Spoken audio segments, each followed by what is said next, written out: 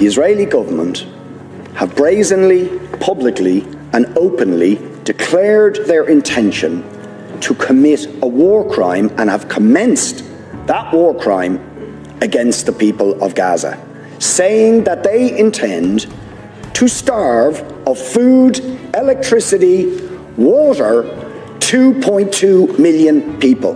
That is a war crime under the 4th Geneva Convention. They are raining down thousands of the most sophisticated missiles known to humanity onto the most densely populated area in the world, carrying the certainty that almost every missile will incur civilian casualties, will and are destroying the infrastructure, the water infrastructure, the energy, making Gaza uninhabitable.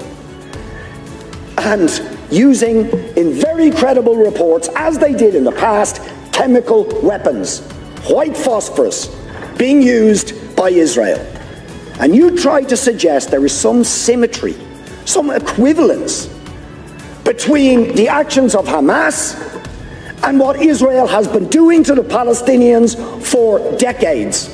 Will you admit that the terrible loss of life and escalation of violence that we have seen in the last few days is simply a continuation of the crimes against humanity, the war crimes of the state of Israel against the people of Palestine?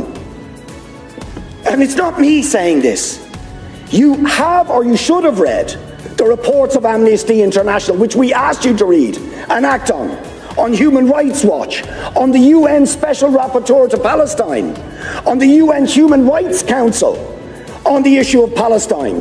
Do you know that the Israeli state will not even allow the UN Rapporteur on Palestine into the occupied territories, or the UN Human Rights Council in, because they know that they will bear witness to the ongoing ethnic cleansing, the ongoing illegal annexation of territory, the ongoing arbitrary detention of Palestinians without trial, the impunity when they assassinate a journalist like Shireen Abu Akleh. No justice, no sanctions. What do we actually get?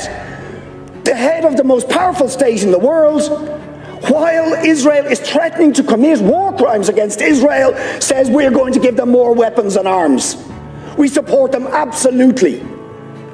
So will you admit that the ultimate responsibility for the terrible, and every single loss of life is terrible, but is the failure of the United States, of the European Union, of the Western powers to hold to account Israel for ongoing, decades-long ethnic cleansing, war crimes, crimes against humanity, the denial of the most basic rights to the Palestinian people?